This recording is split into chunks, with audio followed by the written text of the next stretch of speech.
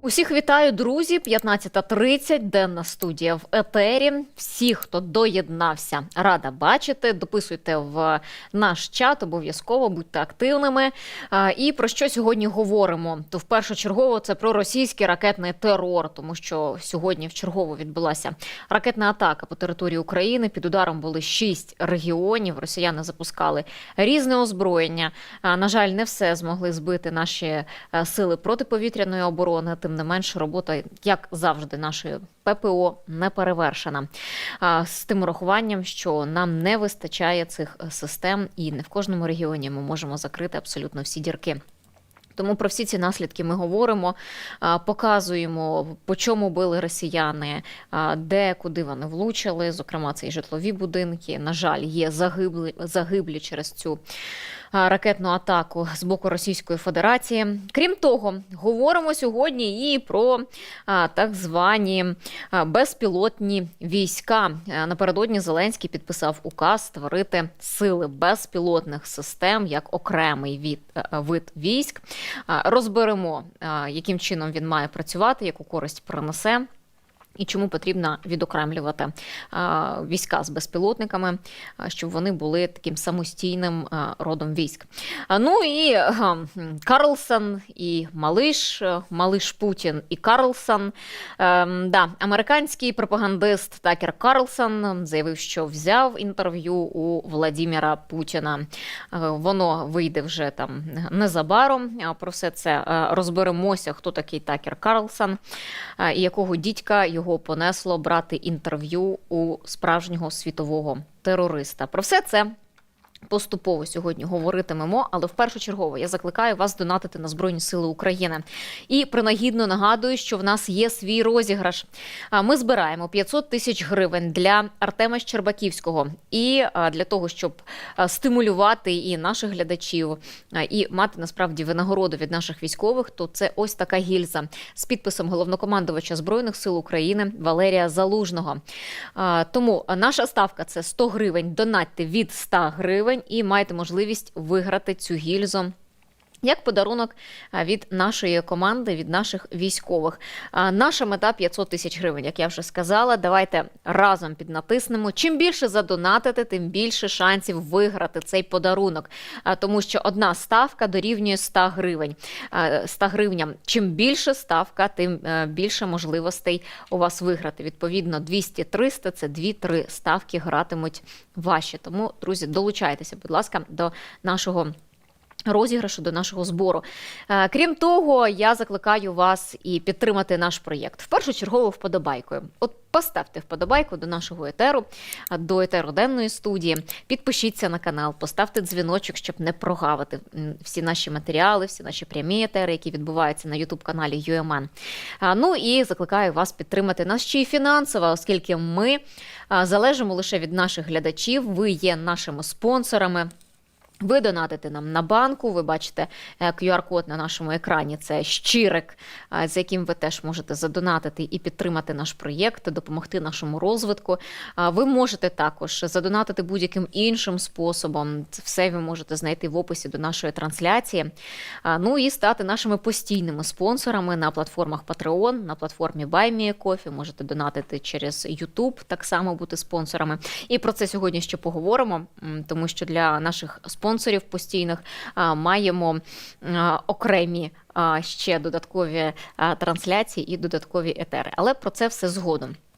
Тож давайте спочатку про російський ракетний терор. В повітряних силах Збройних сил України сьогодні повідомили, що збили 44 повітряні цілі, які кацапи пускали по території України. Усього росіяни запустили 64 засоби повітряного нападу. Це було 20 безпілотників «Шахед», 15 з них було знищено. 29 крилатих ракет типу Х-101, Х-555, Х-55. 26 з них знищено. 4 крилаті ракети Х-22. На жаль, вони не були знищені. 3 крилаті ракети морського базування «Калібр» з носіїв у Чорному морі. Тут, що цікаво, пуски здійснювалися з Новоросійська. Вже не так, як вони раніше робили це з району Севастополя, з Чорного моря, а тепер вони запускають з Новоросійська. Ну, вочевидь, дещо змогли налагодити там логістику, оскільки в Чорному морі росіянам небезпечно тримати свої ракети-носії. Ці 3 калібри були знищені нашою протиповітряною обороною. Також росіяни застосували 3 балістичні ракети «Іскандер-М», вони не були знищені, і 5 зенітних керованих ракет С-300, теж вони не були знищені, на жаль. Те, що летить по балістичній траєкторії, далеко, ну, насправді, в небагатьох регіонах ми можемо збивати такі ракети. Ну і під ударом, як я казала, було 6 регіонів, зокрема, найбільше, як на мене, мабуть, як на мене, це моє особисте, підкреслю, особисте сприйняття, відбилася сьогодні атака на Києві, тому що росіяни сьогодні, ось можете побачити наслідки, це черговий житловий будинок, постраждав. Насправді, це Голосіївський район, вочевидь, це, здається, якщо я не помиляюся, то це Теремки. За оновленими даними, внаслідок ракетного удару загинуло 4 людей, 40 отримали поранення. Навіть зараз зайду про всяк випадок на сайт КМВА, вони не оновлювали з 14:30, тому це остання інформація, яку ми маємо. Також хотіла би теж показати відео цього будинку. По-перше, це відео Костянтина і Влади Ліберових. Це перші хвилини після російського удару. Просто ви бачите, що там на верхніх поверхах багатоповерхівки, житлової багатоповерхівки, де живе багато людей. Це не є військовим об'єктом, це 100%. Просто горять квартири, люди знову ж таки залишилися без майна і, на жаль, загинули 4 людей в цьому будинку. Віталій Кличко був на місці, приїжджав і оглядав місце наслідок російського терору. Давайте послухаємо мера Києва. Рятувальники роблять все для того, щоб розчистити завали. Ми не виключаємо, що під завалами можуть знаходитись тіла мешканців нашого міста і додатково. Зараз пожежники ведуть всі роботи загасити. Вже майже загасена пожежа. Всі вікна в цьому будинку, майже всі вікна вибиті. Поряд знаходиться дитяча школа, в спортзалі якої зараз надаються тимчасове приміщення для тих, хто потребує, тому що на вулиці достатньо холодно. І ми будемо робити все для того, щоб максимально швидко зараз надати плівку, USB, чи застеклити ті під'їзди там, де нема загрози обвалу. І цей будинок буде дослідження, 2 під'їзди, наскільки пошкоджені несучі конструкції, і після цього вже будемо приймати рішення, що подальше доля цих людей, які живуть в цих під'їздах. Роботи тривають, працюємо. Наша постійна глядачка Ірина Косова. Вітання з київських Теремків. Сьогодні було гучно та страшно. На власні очі бачила з вікна влучання та загоряння житлового будинку. Ірино, я сподіваюся, що з вами все добре. Найкраще це перебувати в укриттях, насправді, під час повітряної тривоги, особливо, якщо знаєте, що 100% щось, якась зараза російська летить по нас. Тому бережіть себе, будь ласка. Добре, що ви дивитеся етер. Я рада, що ви долучаєтеся, що ви пишете і що з вами насправді, принаймні, все добре і ви можете дивитися наші етери. З палаючої багатоповерхівки в Голосіївському районі евакуйовували мешканців. Також давайте подивимося відео.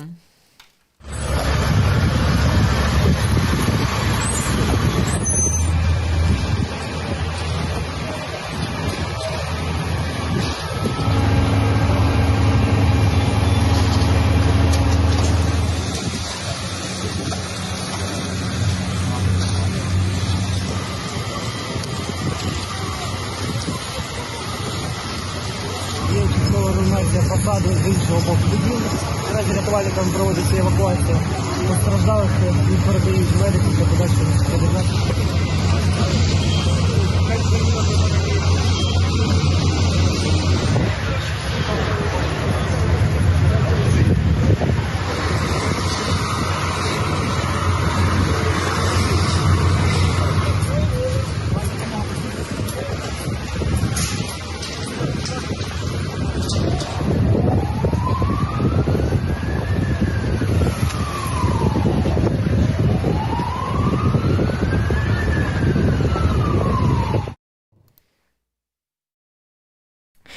А також давайте і послухаємо місцевих мешканців Голосіївського району, якраз цього будинку, який постраждав від ракетної атаки, російської ракетної атаки. Тому далі свідчення очевидців.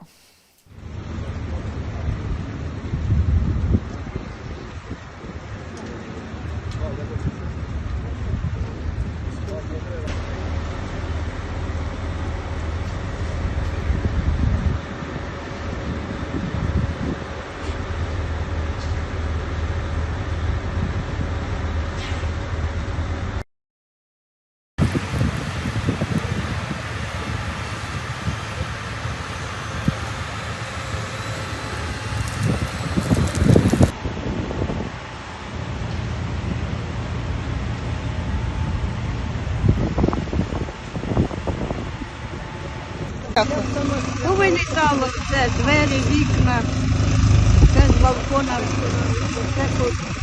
Значить, що стояло, кидало. А де ви були в цей момент? Що ви спали чи можливо? Я лежала на диванчику, а діти з собакою вийшли на вулицю, слава Богу.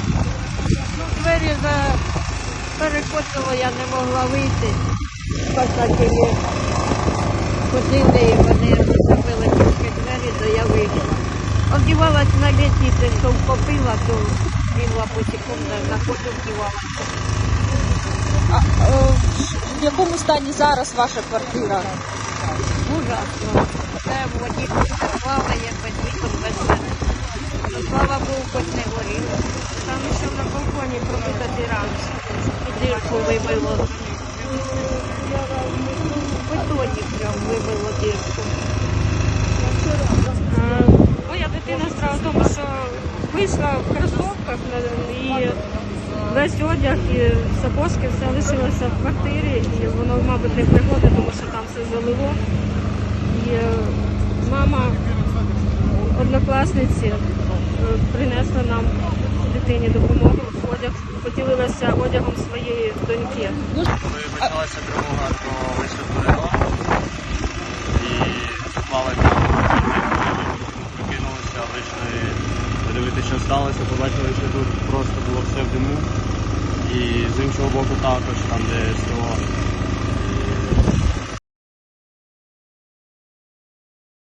А от Валентина, це буде наступне відео. Жінка приїхала до будинку, в якому мешкає її сестра Світлана. Жінка, її сестра, не виходить на зв'язок.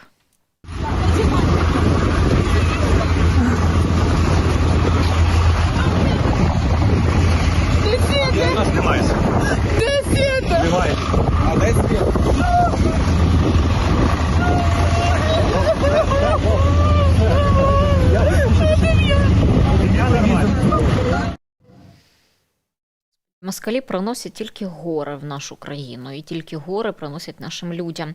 А також один з очевидців розповів журналістам, як йому вдалося вижити під час сьогоднішньої російської ракетної атаки на Київ. Були тут, коли це все сталося, коли був вибух? Все порізане, я лівий. Я лівий врався. Ой, А жінка просто не встигла, залишилась там? жінку придавило плитою. Це прям в ваш поверх попало? Це Чи? ще є вода вже. Да. Прям в ваш поверх попало? Чи кудись вище, нижче? Ось видно, в той попало два, Ага. вікон нема. А нам віддало віддачу. Чуємо летить, чуть його гарно. І телевізора дивилися, що передають. Я почув, що нічого не бачу, накрило мене. Ага. Чим накрило? І одіялами, і то, що були одіяла, то трохи, а ногу придавило, ось трохи ногу мені скоро обработала. Донька у вас теж постраждала? Скоро забрали. Просто не можу вийти на це, на зв'язок із рідними. Угу. А хтось ще був, крім вас? Телефонів я не пам'ятаю нікого. Ну ми всі в сажі, ви бачите. Так, бачу, да. Чоботи знайшли на коридорі в цьому входному. То це взулися, то босі, то слупо всього. То ви зараз чекаєте, що її будуть доставати? Ну, прошу хлопців, може спасу. Рятувальники в Києві ще дістали з цього будинку жінку з порушенням рухових функцій. Вони опублікували фото. Постраждала була заблокована в квартирі на 12-му поверсі. Вона вижила, і рятувальники її передали лікарям. І знаєте, ну, людяності наших українців меж насправді немає. Далі я хочу, щоб всі ми подивилися відео, бо лякаються не тільки люди, лякаються і тварини. От Ірена, наша глядачка з Теремків київських, теж сказала, що котики теж перелякалися її. І собака, який теж перелякався від вибухів, і кияни просто його на вулиці заспокоювали.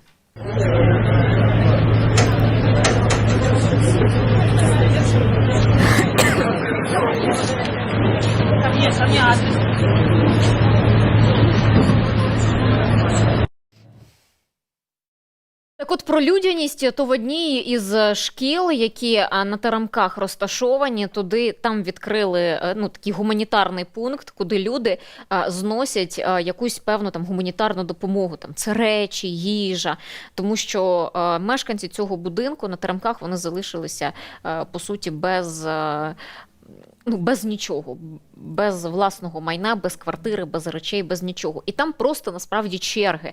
Я бачила навіть серед людей знайомих по своїй стрічці в Фейсбуці, хто теж приходив туди, приносив речі, фотографував ці черги.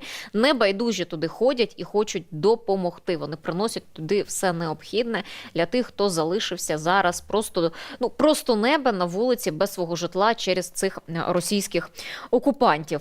Але історія, яка мене сьогодні просто розлютила, насправді, це історія про 6-річну дитину. Хлопчик залишився вдома один. 6-річний хлопчик в Голосіївському районі залишився один. Він прокинувся від вибухів. Батьки в цей час були просто на роботі, його залишили самого вдома. І він, не знайшовши вдома батьків, зателефонував до поліції, тому що хлопець, дитина перелякалася насправді. В 6-річної дитини немає алгоритму дій і ухвалення власних рішень, а що ж робити, якщо ти сам залишився і ще тут починаються вибухи, починається ракетна атака. Поліцейські опублікували відео, як вони дісталися до цього хлопчика, знайшли його горе-маму. Давайте подивимось. Домик на колесах, це газель може бути. А вон і дом на колесах. І ось дом на колесах, є дом. Дом на колесах? Да, пускай... по-моєму, казали. Да. Є, бачимо.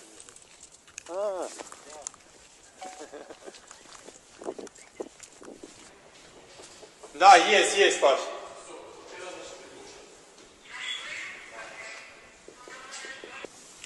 Я тебе зрозумів, що ти не можеш відкрити.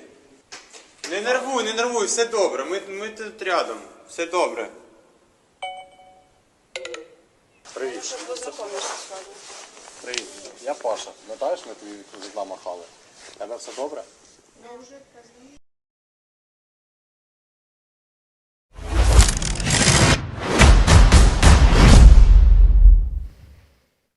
Знаєте, моїй дитині 8 років, майже 9 років. Вона ходить в 3-й клас, донька. І в мене немає таких випадків, щоб я її залишила вдома і сама поїхала на роботу. Тому що я в цій безпековій ситуації, я розумію, що я не можу її залишити саму, бо почнеться ракетна атака, полетить балістика на Київ, полетять кінжали на Київ, що завгодно. Моя дитина нічого не зробить. Вона не зможе самостійно перейти в укриття, вона не зможе оперативно зібратися. Тобто для дитини такого віку потрібен дорослий, який ухвалює за неї рішення і який її візьме з собою і поведе в укриття, з яким вона буде почуватися у безпеці. Взагалі, дитину до 12 років не можна залишати одну вдома. Насправді, і за українським законодавством. Цих горе батьків просто, я не знаю, їх треба позбавляти батьківських прав. А якщо б, раптом щось сталося? Я просто для себе, чесно, як мама, я не розумію, яким чином можна 6-річну дитину залишити одну вдома, піти спокійнесенько на роботу, не виходити на зв'язок, коли по Києву летять російські ракети. це просто настільки безвідповідальність батьківська. І дитина прокидається, не розуміє, що відбувається, що коїться, що їй робити. І добре, цей хлопчик, насправді в 6 років він поступив дуже правильно. Він зателефонував до поліції. Там, де, в принципі, та служба, яка йому може допомогти, якщо його батьки десь, вибачте, швендяються під час того, коли їхня дитина перебуває у небезпеці. Тим паче, що Голосіївський район сьогодні був в великій небезпеці, він був під ударом так само російських окупантів, російських ракет. Працювала протиповітряна оборона, ці російські бляшанки збивала, але це ведеться бойова робота, і дитина реально перелякалася. Тому... Міша, 6 років вже здоровий лоб, не роздувайте з мухи слона. Да ладно, ви нормальний взагалі, Міша? От в мене до вас питання. Ви нормальний? Ви свою дитину, якщо вона у вас є, ви залишите так малого вдома? В європейських країнах навіть заборонено до 12 років дитину самостійно відпускати гуляти на вулицю. Бо може, якщо це побачить поліція, якщо це побачать сусіди і передадуть в поліцію, то вона прийде, і вам ще й штраф за це випишуть, і вас ще й покарають як батьків за те, що ви дитину, яка ще не спроможна самостійно щось ухвалювати, якісь рішення, залишили саму, відпустили саму, без нагляду. А у нас в Україні можна залишити під час ракетної атаки 6-річну дитину вдома, і потім якийсь Міша прийде і скаже, що «та він же здоровий лоб, не роздувайте з мухи слона». Чесне слово, це просто, вибачте, ідіотизм з вашого боку. Батьки несуть відповідальність за своїх дітей, в першу чергу. Це що стосувалося Голосіївського району Києва, але постраждав ще й Дніпровський район. Там журналісти Радіо Свобода також показали наслідки падіння уламку ракет, яка потрапила на пішохідну частину дороги. У деяких квартирах поруч повилетали вікна. Уламок перебив високовольтну лінію електропередач, там тимчасово не було електропостачання, не було водопостачання, але все вже наші енергетики, наші комунальні служби відновили. То ще наслідки ракетної атаки по Києву дивимось.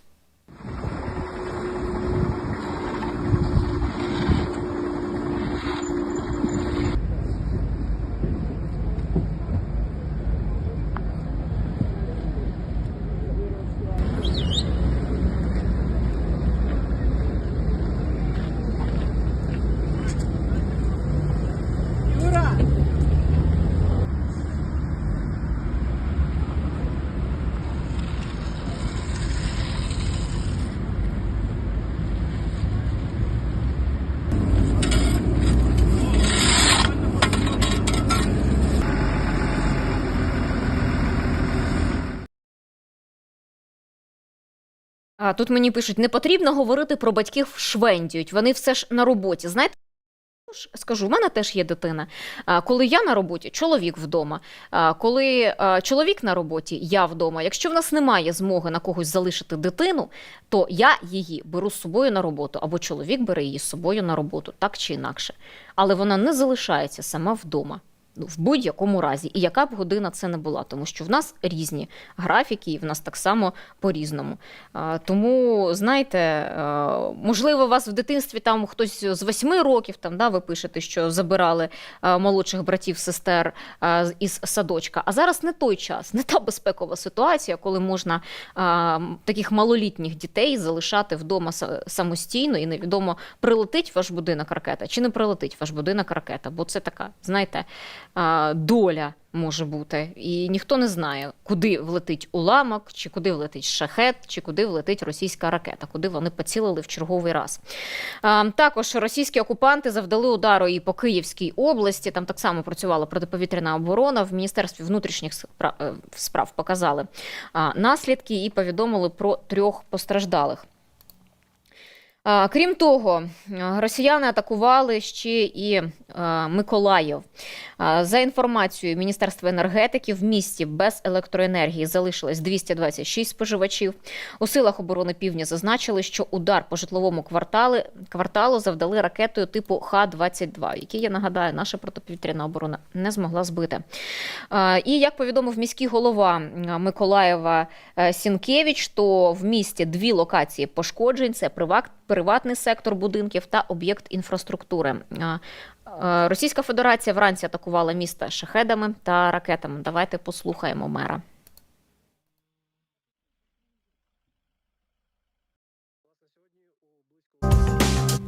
Терористи атакували Миколаїв шахедами та ракетами повітряного базування. Є 2 локації пошкоджень.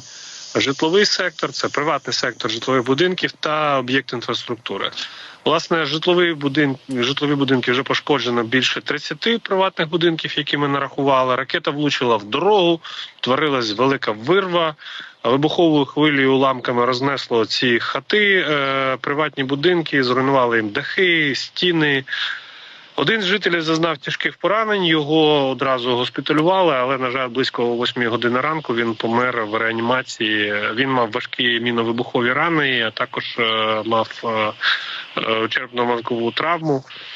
Ще декілька людей отримали легкі осколкові поранення, їм надали допомогу на місці. Також був пошкоджений газопровід. Комунальники наразі ліквідовують всі наслідки одразу.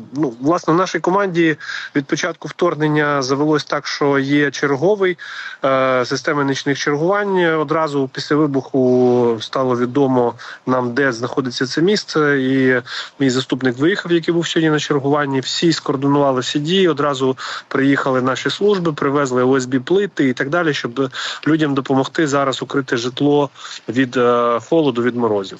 Друга локація – це територія інфраструктурного об'єкту. Там виникла пожежа технічної споруди. Наразі займання ліквідовано. Власне, пожежникам, МНСникам велика честь та хвала. Вони все оперативно ліквідували. Пане Олександре, загалом яка тенденція нині в місті цими місяцями? Чи побільшало, чи поменшало російських атак? Ви знаєте, в самому місті давно вже у нас не було атак. Люди звикли до тиші. Завдяки Збройним силам України нас стало менше обстрілювати. Наразі в місті не перебувають якісь військові угрупування чи, скажімо так, сили і засоби, тому Миколаїв перестали обстрілювати. Бо насправді досі Служба безпеки України працює, виявляє тих, хто спілкується і співпрацює з терористами з Росії, і, власне, видають різні місця прильотів. Не думаю, що якесь там знову вони вразили, зараз напишуть, що не вразили вони будинки, а знову якийсь військовий об'єкт. Хочу наголосити, це приватний сектор. В місті Миколаєві дуже багато приватного сектору, навколо цього місця немає жодних об'єктів військового призначення. Ще місцева мешканка Миколаєва також розповіла журналістам про ранковий обстріл. Давайте почуємо.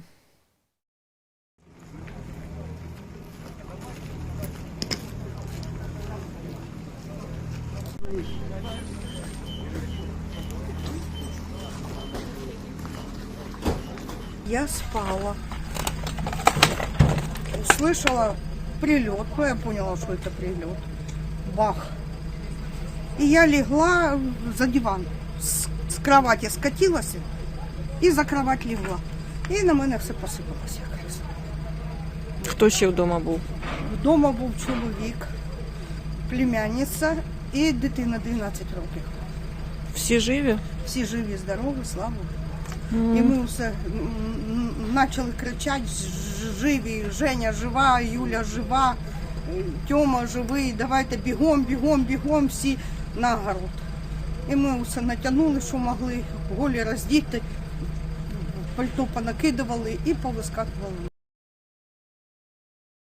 Російські ракети сьогодні долетіли і до Львівської області, до речі, майже до Польщі долетіли. Вони змінювали траєкторію польоту, рухалися по-різному, про це ще теж проговоримо.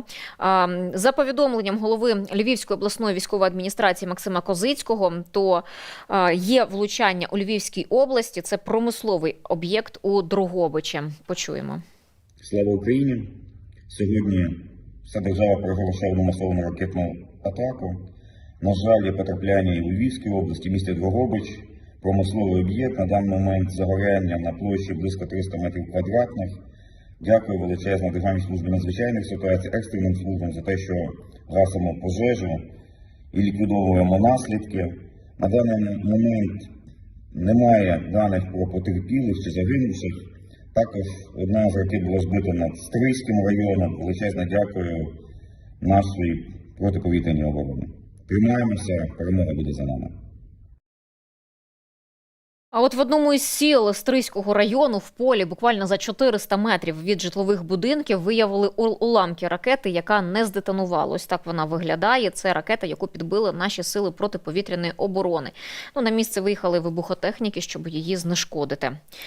Дніпропетровщина сьогодні також була під атакою російських окупантів. У Новомосковську потрощена майже вся комунальна техніка через атаку російських дронів, а на Павлоградщині є прильоти по інфраструктурному об'єкту. В області, на щастя, без постраждалих. Крім того, Харків. Окупанти зранку завдали 5 ракетних ударів по місту, пошкоджено нежитлову інфраструктуру, постраждали там 3 людей. Ну і речник повітряних сил Збройних сил України Юрій Ігнат, він в ефірі Радіо Свобода, розповів, як російські ракети постійно змінювали курс, як вони маневрували, що це означає. Тому давайте далі його теж послухаємо. Так, поки готуємо результати, я думаю, побачите ви їх в звичному режимі, і головнокомандувач повідомить, і ми на своїх ресурсах про те, що, скільки, яких типів летіло. Попередньо можна сказати, що близько 500 ракет було різних типів. Зрозуміло, що були напередодні і БПЛА. Про це вже повідомив Генеральний штаб, що 12 з 15 знищено з 11 по 3 годину ночі. Вже ранкові атаки ви, мабуть, відстежували всі за нашими повідомленнями. Те, що повідомлялося про пуски ракет з Каспію, зокрема з бомбардувальників Ту-95, також ракет з літаків Ту-22М3 з різних напрямків, теж з 2, і інших ракет, що летіли по балістичній траєкторії. Будемо зараз підраховувати і дивитися, власне, скільки вдалося знищити і скільки вдалося перехопити іншими засобами. Тому маємо можливість зараз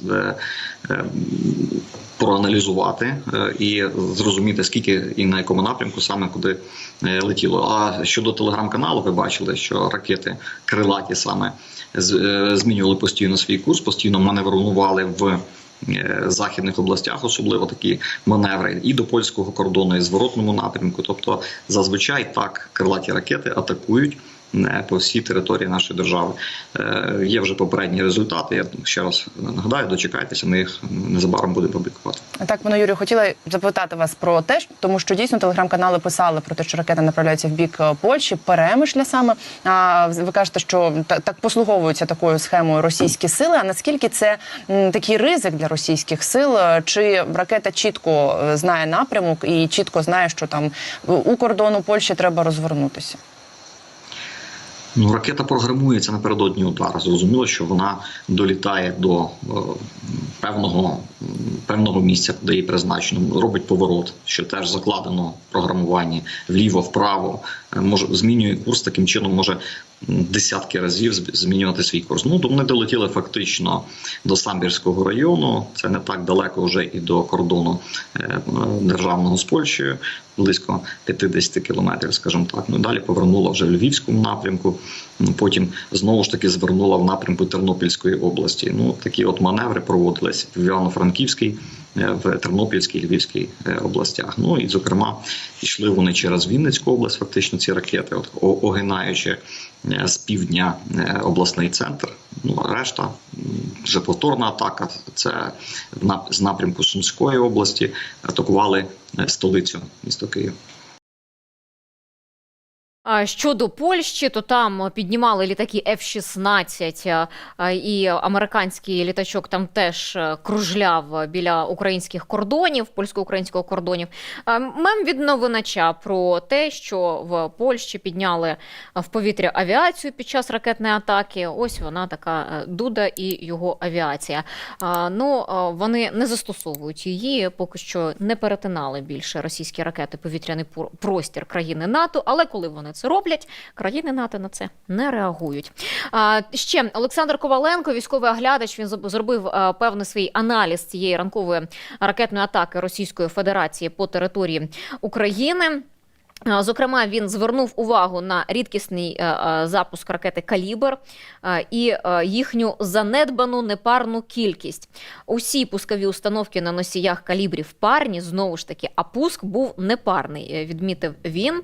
Застосування Х-101 продовжує підтверджувати факт ощадного навантаження на Ту-95 МС по 2-3 ракети на літак замість, наприклад, 80 або всіх 29 на 4 з максимальним навантаженням. Написав він. Також 29 ракет, вважає Коваленко, не можна віднести до категорії масованого удару, що говорить про економії цієї категорії. І це не дивно, оскільки після грудневих та січневих ударів запас цих ракет значно зменшився. А за рахунок виробництва його повноцінно відновити ще не вдалося. Крім того, привертає увагу і поразка великої кількості інфраструктурних об'єктів. Це водопровід, теплотраси, об'єкти енергопостачання. В російському інформаційному просторі дуже завзято поширюють ще наративу про поразку аеродромів для прийняття літаків F-16, складів та підприємств з виробництва дронів тощо. Але при цьому жодного фактичного доказу досягнення поставленої мети немає. Демонстрацію поразки громадянської інфраструктури та житлових будинків намагаються уникати, що вони влучають туди. Росіяни про це ніколи і не кажуть. Попередній ракетний удар росіяни зробили в ніч на 23 січня. Минуло вже 2 тижні з того моменту. І за дивним збігом, але саме в цей період ВПК Росії зміг виготовити саме 29 ракет Х-101, 555 або 55. Це може бути просто збіг. Це така інформація від військового аналітика, військового оглядача. Крім того, поліція Харківської області повідомила, що 2 з 5 ракет, які випустили по Харкову, виявилися північно-корейськими КН-23. Ось так виглядають уламки цієї ракети. Їх зараз вивчають. Напередодні, до речі, під час Радбезу ООН представник Сполучених Штатів Америки в Радбезі заявив, що мінімум 9 північно-корейських ракет Росія випустила по території України. І кажучи про ось ці масштабні обстріли, хоча Коваленко каже, що там масованою ракетною атакою це не можна назвати, але це починаючи з 29 грудня, коли росіяни відновили ці масовані ракетні атаки, сьогодні був 6-й. І от графіка як відрізняються. 29 грудня було випущено 158 повітряних цілей. Наступний обстріл був 22 січня, там 99 повітряних цілей. 8 січня було 59, 13 січня 40, 23-го 41 повітряна ціль. І сьогодні це було 64 повітряні цілі, які росіяни пустили по території України. До речі, в цей же час в Києві сьогодні теж перебуває високий представник європейської дипломатії Жозеп Борель. І він свій ранок зустрів в укритті через масовану ракетну атаку з боку Російської Федерації. І підписав, що щоденна реальність відважного українського народу, відколи Росія розпочала свою незаконну агресію.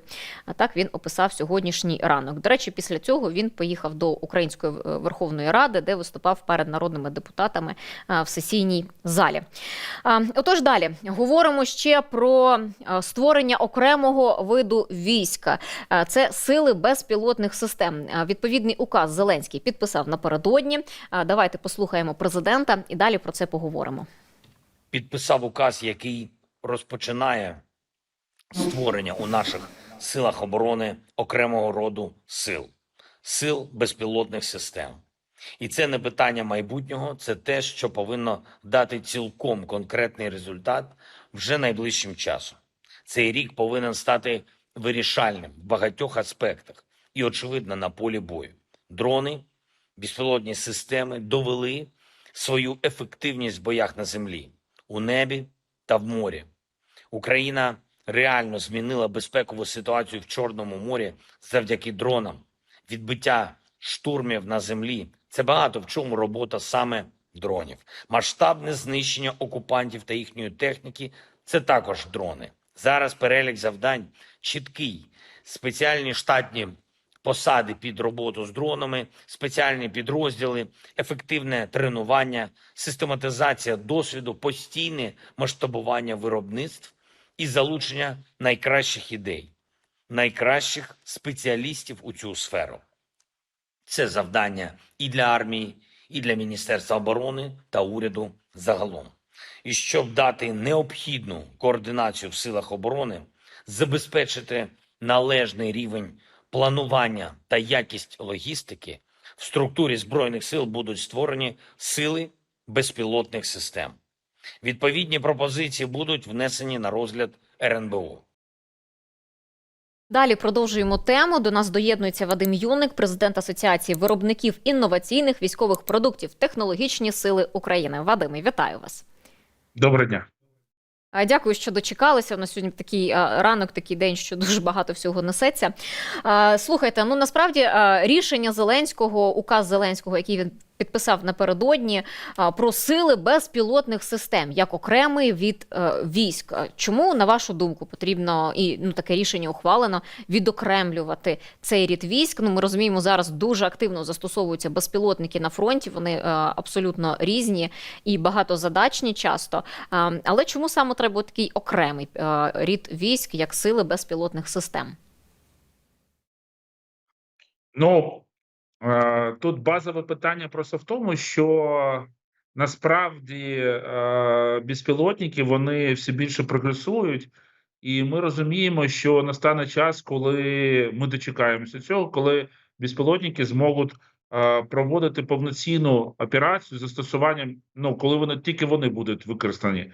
І людина здесь буде більше як оператор, яка буде дивитися. Я вам скажу чесно, ми, мабуть, ще в році 2017-му мріяли про те, що перший, хто зайде в Москву, саме коли ми просто будемо виганяти москалів звідси, це буде саме безпілотник. Це буде чи робот, чи дрон, який заїде туди, і це буде перший. І потім навіть ми навіть такий пам'ятник там початку Москви поставимо і скажемо, от хто був перший, хто звільняв Москву від москалів. Знаєте, замість мавзолея можна поставити буде пам'ятник українському безпілотнику. Тут в Міністерстві оборони прокоментували перший заступник міністра Олександр Павлюк. Він сказав, що нові організаційні можливості дадуть змогу не лише створити спеціальні штатні посади для роботи з дронами. Це будуть взагалі нові підрозділи, система накопичення, оцінки, обміну досвідом та підготовки застосування безпілотників, що відкриваються можливості для повноцінного масштабування виробництва дронів та спрямування їх у війська. І Україна має не лише технології, але й значні перспективи реалізувати власні задачі на полі бою саме завдяки залученню безпілотних технологій. Але ж це має бути координація із іншими підрозділами. Взагалі, як багато часу потрібно, щоб створити ось такий окремий рід військ, його сформувати, і він вже почав працювати повноцінно на фронті? Дуже важко сказати, скільки часу це забере. Якщо чесно, це перший раз в моєму житті, коли створюється новий окремий рід військ просто, і тому це буде цікаво. Але, самі розумієте, що дуже важливо, як вони це зроблять. Тому що зараз основна проблема, яка є, саме в ефективності. Те, що ви казали, це дуже був гарний наголос, саме просто в ефективності застосування дронів. То дронів є якась там кількість, їх вистачає, не вистачає, але не завжди вони використовуються повноцінно саме по всьому фронту. Тобто іноді буває, що у якогось там підрозділу є якась кількість дронів, і він дивиться тільки на свою лінію. Але то, що поруч, виходить, він чи не дивиться, чи буває так, що приїжджає новий якийсь підрозділ, і він не користується допомогою підрозділу, який вже там стояв. І це просто каже про те, що є неефективне використання. І, скажімо, створення такого роду військ, я сподіваюся, що саме приведе до того, щоб всі дрони будуть максимально ефективно використовувані і, можливо, якоїсь зв'язки один з іншим дроном. А в інших арміях світу якісь є приклади створення вже таких родів військ, як безпілотні системи? Чи Україна першопроходець в цьому питанні? Ми абсолютно першопроходець в цьому. Фактично все, що ми робимо, це ми самі в себе вчимося. І навіть, ви знаєте, що до нас багато приїжджає всяких і натовських генералів, і все. І ми для них це така дуже цікавий акваріум, в якому можна просто спостерігати все, що тут відбувається. От. Тому у нас зараз в руках можливість створити дуже потужну зброю, дуже потужну спроможність, силу, яка зможе, по-перше, врятувати дуже багато життів хлопців на полі бою. Через те, що воювати просто в більшості випадків будуть дрони. По-друге, це дуже потужний шлях для того, щоб все-таки виграти цю війну і виграти її дуже в якийсь короткий срок.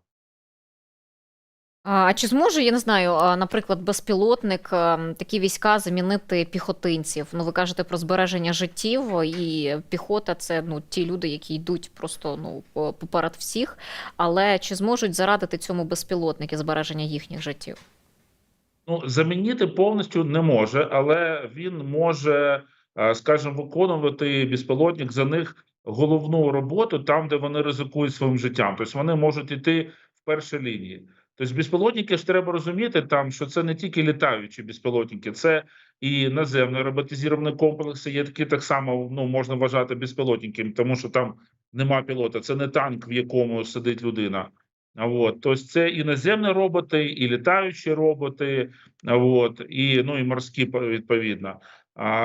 І тобто ви вже бачили багато новин про те, що створюється багато, наприклад, дистанційно керованих турелей для кулеметів. Зараз виробники вставляють ці турелі вже на шасі, і це дає можливість просто, що ця платформа стає абсолютно автономною. Людина знаходиться десь в абсолютно безпечному місці, може керувати цим. І зрозуміло, що все одно людина знаходиться в зоні ризика, але цей ризик набагато менше, ніж людина би сама стояла в першій лінії.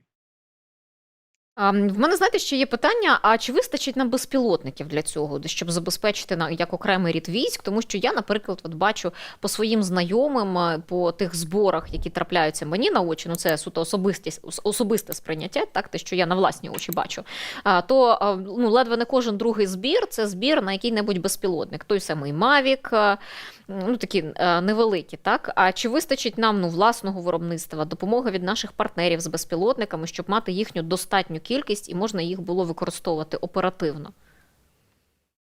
На даний момент, скажімо, більшість виробників, яких я знаю особисто, вони їх потужності десь навантажені процентів на 20 в середньому максимум. Більшість виробників, вони дуже сильно недогружені замовленими. І тому тут більше питання, мабуть, до вірного менеджменту зі сторони держави, і, мабуть, створення такого окремого роду військ саме допоможе. Я сподіваюся, допоможе цьому. Тому що більшість виробників, вони простоюють. Тобто, вони можуть виробляти багато, але немає прямих замовлень для того, щоб вони могли це випускати. Слухайте, як це нема прямих замовлень? Тут, знаєте, тут цікаво, тому що зараз влада, Міністерство оборони, вони заявляють про те, що безпілотники потрібно, це одне з ключових моментів і з тих технологій, які потрібно зараз Україні виробляти, закуповувати, отримувати від наших західних партнерів. Але ви кажете, що там на 20% завантажені наші потужності, які можуть бути. А потреби постійно є, і постійно гроші, постійно волонтери збирають ці гроші, щоб закуповувати безпілотники різного типу. Так, я розумію, в нас є там морські безпілотники, які ми використовуємо проти Чорноморського флоту Російської Федерації. Там є наземні безпілотники. В нас були інтерв'ю теж з виробниками і наземних безпілотників, які використовуються в Збройних силах України. Але ж чому тоді замовлень цих немає? Це треба, але виробники не навантажені. Тут десь щось не сходиться просто. Так і є. Це так само те питання, які ми постійно задаємося, тому що ми чуємо всі заявки, і вони дуже добрі. Ми бачимо дуже потужний спрос зі сторони армії, коли люди звертаються і кажуть, але по факту підприємства, дуже багато підприємств, які отримують дуже невеликі замовлення від держави. З чим це пов'язано, я не знаю. Тобто одне з питань, які ми почули, коли у нас була зустріч з міністром Федоровим і Умєровим, це ми побачили про те, що відбуваються деякі зміни. Тобто ми розуміємо, що було створено це нове агентство по закупівлям, і, можливо, це пов'язано з тим, що зараз конкретно в цей час З'ясовується, хто їх буде купувати. Відповідно, стара структура їх вже не закуповує, а нова ще якось не переналаштувалася. Але от уже у нас середина другого місяця цього року, і підприємства стоять. Тобто тільки є невеликі замовлення. А може розрахунок йде на ось це виробництво безпілотників на кухні, збери дрон сам і передай війську. А наскільки ефективною може бути ця програма, зокрема? Ну, по-перше, ви ж пам'ятаєте, що це йшла річ тільки про FPV. Тобто, FPV, там, можливо, якщо люди технічно підковані, вони можуть на кухні їх збирати. Тобто, я знаю, що ця програма, вона після їх зборки ці дрони теж перевіряють. Там окрема команда інженерів, яка дивиться, тобто, і фактично спеціалісти високого класу витрачають тільки невеликий час, щоб просто перепровірити, що все зроблено добре. Але ж це FPV, а FPV – це тільки одна із моделей дронів, які використовуються на фронті. Є ж багато і літаки, є мультиротори, бомбери, і велика є спектр дронів, тобто і наземна робота, які ми казали, а вже такі складні технологічні вироби ви на кухні не зберете, тому що там треба багато обладнання, там і фрезеровочне, і сварка, і люди з знанням, і перевіряти, і тестувати ці дрони, а іноді деякі виробники перевіряють свої дрони і на полігонах виїжджають, для того, щоб переконатися, що там все правильно зібрано. Тому на кухнях ми точно це не зробимо. І плюс любе виробництво – це можливість збирати, і можливість гарно тиражувати свій вироб і збирати велику кількість. Велика кількість плюс якість. Дивіться, тут ще Федоров, зокрема, заявив про те, що незабаром почнеться виробництво безпілотників в Україні по типу російського ланцета з дальністю дії до 40 кілометрів, і вже є бойові застосування, за його словами. Він каже, що досить, ці дрони типу ланцет досить високотехнологічні і знадобилося півроку, щоб розігнати ринок в цьому напрямку. Перші контракти мають бути укладені вже в найближчі тижні, і незабаром після цього на поле бою вони потраплять.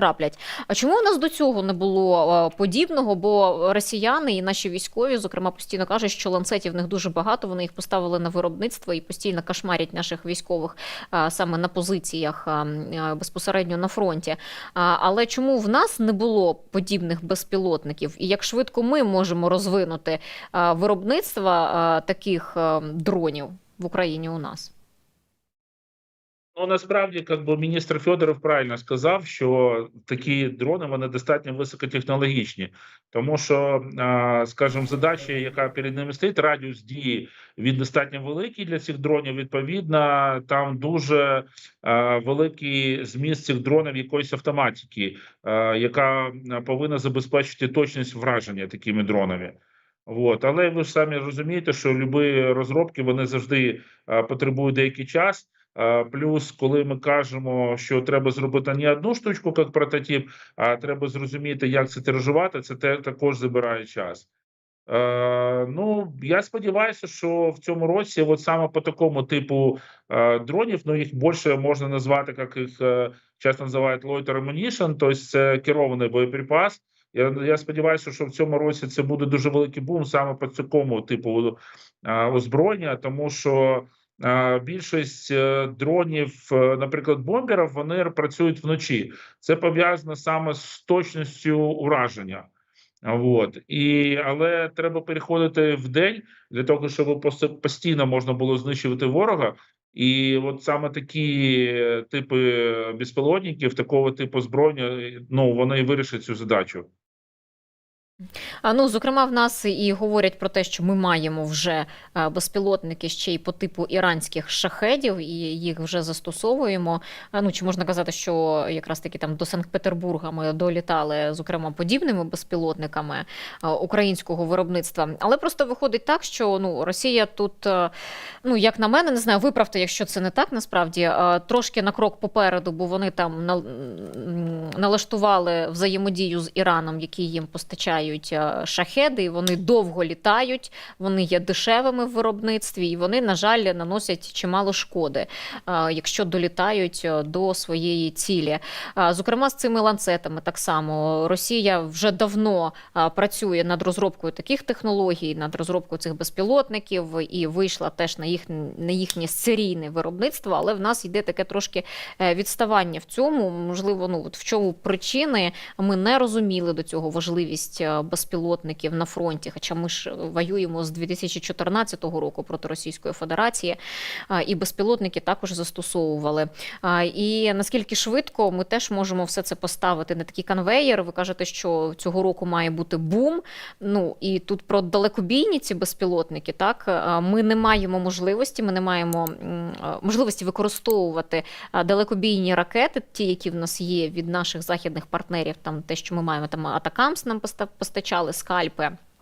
Постачали і Storm Shadow, одна і та сама ракета виробництва різних країн, по території Російської Федерації. Відповідно, нам потрібно свої розробки, і ми зараз, я так розумію, робимо ставку саме на далекобійні безпілотники. Але нам потрібно постійно більше і більше, щоб ми могли і пробивати так само протиповітряну оборону Російської Федерації, і, зокрема, уражати і їхні об'єкти. До речі, сьогодні в Білгороді теж було вдень не сумно мешканцям. То ладно, наскільки ми швидко можемо розвинути, і чому ми все ж таки трошечки на крок, можливо, відстаємо? Тут все банально. Я думаю, більшість людей розуміє просто, в чому вся проблема. Тому що ще 2 роки тому назад, ви пам'ятаєте, що було з військовим виробництвом нашим. У нас було, якщо казати про виробників дронів, тільки 7 компаній, які виробляли ці дрони. І більшості компаній, які займалися військовою технікою, не мали жодного замовлення. Тобто, ви розумієте, що любі технологічні рішення, вони потребують постійного вдосконалення, постійної розробки, тобто, щоб команди R&D працювали, і вони давали якісь нові рішення, які будуть більш ефективні на полі бою. А якщо в тебе нема замовлень, в тебе нема коштів для того, щоб тримати таку команду, для того, щоб її розвивати. Плюс ти не розумієш, взагалі це комусь буде потрібно чи ні. І така ситуація була 2 роки тому назад, але зараз, слава Богу, це змінилося, і ми сподіваємося, що це не якесь тимчасове рішення, а що наша країна взагалі змінить свою політику відносно того, що ми робимо з військом, що нам треба мати дуже потужну систему захисту на майбутнє і розуміти, що ця війна не остання, а що у нас буде постійно хтось буде намагатися щось у нас там відірвати. Тому нам треба мати дуже потужну армію. Але, скажімо, маємо те, що маємо просто, і на даний час з'явилось уже там, наскільки я пам'ятаю, більше 200 компаній у нас є, які виробляють подібне рішення, і це дуже добре. Але завжди, це все потребує час. Це все потребує, плюс нема такої високої кількості узконаправлених специфічних спеціалістів. Це завжди теж час для того, щоб люди навчилися, для того, щоб люди зрозуміли специфіку безпілотних систем і могли вже щось робити і щось створювати. Це теж забирає час. Тому пройшло 2 роки, і я сподіваюся, що в цьому році картина буде дуже потужно мінятися, що буде дуже потужний такий прорив в цьому. І фактично, навіть якщо, ми скажемо, цього не відбудеться, це для країни буде дуже, дуже сумно. Тому я дуже сподіваюся, що так і буде. В мене залишилося, знаєте, буквально 2 питання. От зараз я згадала якраз про те, що наші воїни приземляли російські шахеди, вони цілими і неушкодженими сідали на поля, і вони не були збиті, а так я розумію, були подавлені ребом. А чи можемо ми використовувати ці російські шахеди проти них же? Чи можемо ми їх якось перепрограмувати, перешити і використовувати вже в Збройних силах України? Я розумію, що там їх було буквально 3 штуки, насправді, які нам показали, принаймні, в поліції, що вони приземлили, але теоретично, чи таке можливо? В теорії можливо, так. Тільки, мабуть, це, скажімо, ці шахеди, які приземляли, ці інші безпілотники, вони більш цікаві, перше, для какого-то реверс-інженерінгу, для того, щоб зрозуміти, які там є унікальні рішення, і ми могли, спираючись на це рішення, створювати щось своє. для того, щоб робити не 3 штучки, як ви кажете, а зробити велику кількість. Ну і плюс для того вчитися протидіяти таким безпілотникам, і так само просто доступ до таких безпілотників допомагає зрозуміти тактичні всі нюанси, тактичні переваги внутрі цього безпілотника, через що вони долітають до нас, для того, щоб ми навчилися їх збивати ще краще. Наостанок, турецька оборонна компанія «Байкар» розпочала будівництво заводу під Києвом. Про це заявив президент компанії в інтерв'ю Reuters. Каже, що завод будується, там потрібно ще близько 12 місяців, щоб закінчити будівництво, потім перейдуть до обладнання та організаційної структури. Завод в Україні буде великий, планується працевлаштувати близько 5000 людей. Він зазначив, що планова потужність заводу складатиме 120 одиниць на рік, проте досі не зрозуміло, чи буде виробництво на українському заводі зосереджено на моделі безпілотника TB-2, чи це буде наступна модель TB-3. Але цей завод, чи потрібен дійсно нам тут в Україні, тому що він теж може стати ціллю для Російської Федерації, і тут нам вже розповідають, що він і під Києвом тут буде. І чи застосовуємо ми зараз ці байрактари, тому що я пам'ятаю, на початку повномасштабного вторгнення вони відіграли свою роль, коли нищили колони російської техніки, але чи зараз вони застосовуються українським військом? Знаете, как это, всі такі штуки з цими заводами, мені нагадують, це такий великий секрет, про який знають всі. Да? Тобто, це дуже секретний об'єкт, але всі знають, де він просто стоїть, просто його координати і все на світі. Тому, дійсно, Байрактару треба буде думати про всі засоби по безпеці їх заводу. І я дуже сподіваюся, що в них все буде добре. Чи потрібно мені? Звісно, потрібно. Зараз на полі бою нам абсолютно потрібні всі безпілотники любого типу. Як вони їх будуть використовувати, це вже буде залежати, мабуть, від самих військових і від задач, які будуть. Тому що їх безпілотники, там є декілька базових, принципів, як їх можна використовувати, саме Байрактари. Тому вони потрібні абсолютно. Я дуже сподіваюся, що вони зробили все для своєї безпеки, щоб їх просто росіяни не знищили, і щоб ми ще бачили багато Байрактарів. Чи воюють вони зараз на полі бою? Я останні часи дуже мало що чув про Байрактари. Може, вони і є, але їх дуже бережно використовують. Тому що сам безпілотник достатньо дорогий. І тому я думаю, що ми з-за цього просто мало що знаємо про них. Вадиме, дякую вам за те, що долучилися. Чекаємо, коли в нас будуть подальші рішення щодо створення ось цього окремого роду військ безпілотних систем, яким чином він працюватиме, тому що людей там теж треба набрати. Я розумію, що у нас оператори дронів вже є навчені, які використовують безпілотники різного типу на фронті, і ті, які вчаться, але тим не менше це кадровий резерв теж має бути, і людей мають якнайбільше навчити і закупити. Хочеться, щоб наші виробники не на 20% були завантажені, а на всі 100, а то і 150, і в них просто з конвеєра постійно виходили необхідні для нас дрони. Дякую вам, Вадиме, що долучилися до етеру. Друзі, ще поговоримо про сьогоднішню ракетну атаку по території України, тому що з'являються нові деталі, нові подробності. Зокрема, і розповім я про що ж там відбулося сьогодні в Білгороді.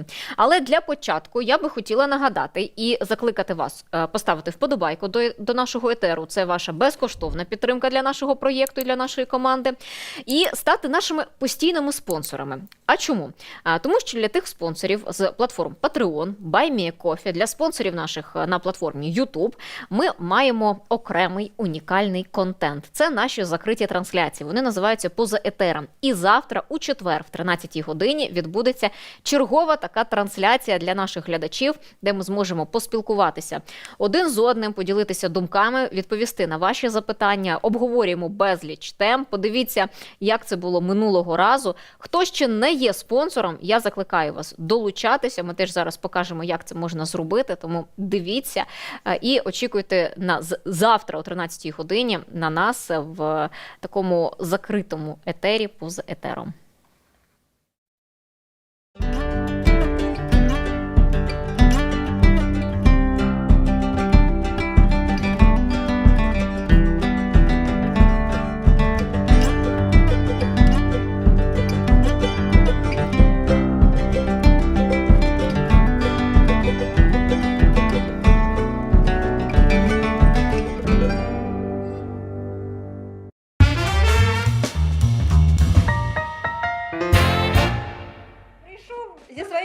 фотографії в етер. F-16. Що за мистецтво? F-16 з'явилась у Верховині. А Шуня почав на гітарі вчитися грати. Краще б він грав на арфі.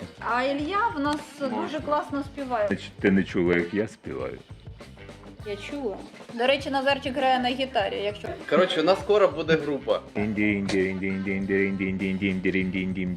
Відбірне Євробачення? Так. Я був учасником кримінального провадження. Ні, не цікаво. Це була така історія, така, але я вам і не Це розкажу. часові. Так роблять справжні рокери. А я міні-банк. У нас є пірання, і нам треба годувати її. Зараз сиджу і думаю про їжу. В мене а-ля макарони по-флотськи. Вирубай. Папа, всім гарного Дякуємо, дня. хто дивився. Друзі, долучайтеся, донатьте, спонсоруйте наш проєкт, допомагайте нашій команді. Ми для вас ми для вас робимо тоді унікальний контент. Отож, щодо інших деталей сьогоднішньої ракетної атаки, то як зараз моніторингові пабліки таку оприлюднили фотографію і заявили, що по Києву вранці нанесли удар росіяни новою ракетою «Циркон».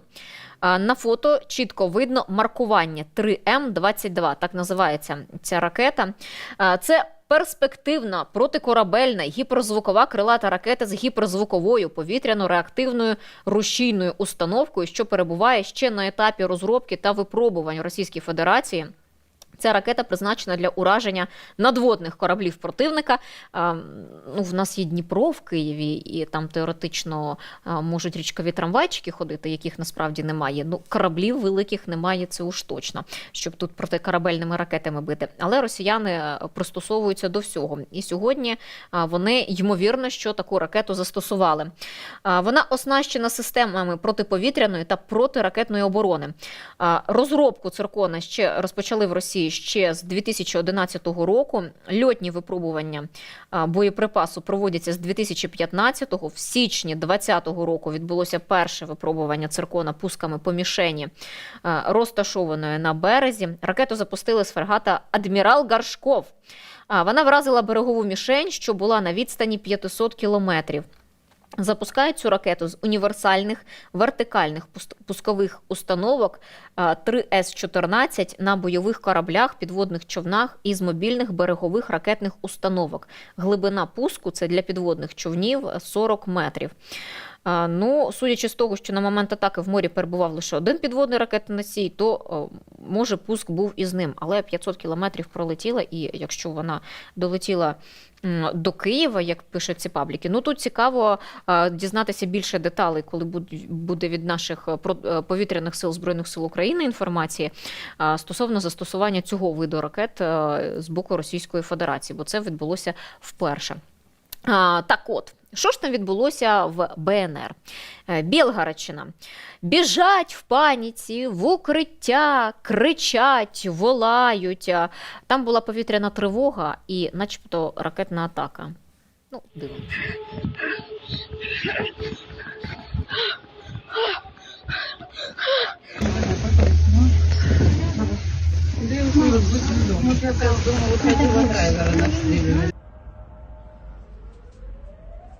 Пожарка есть. Пожарка.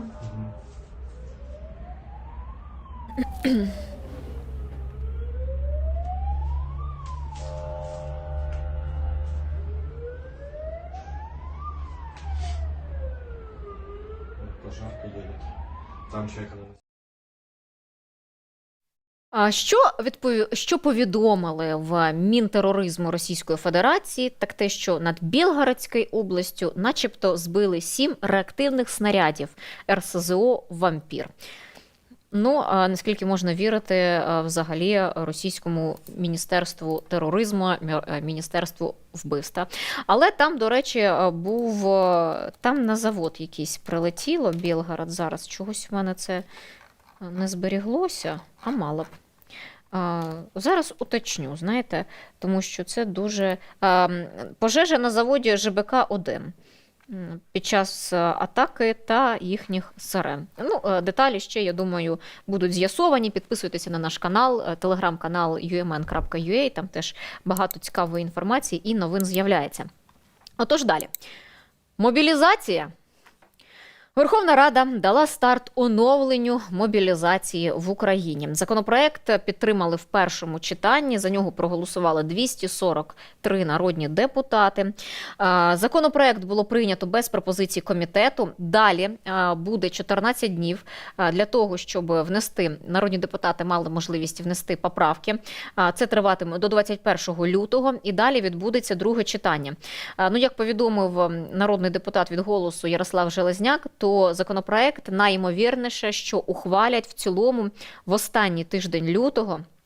Підписаний він буде на початку березня, але набуде чинності через місяць. Тобто це десь буде на початку квітня лише, коли зможуть набути чинності ці зміни. Але, як ми знаємо, народні депутати можуть просто завалити поправками.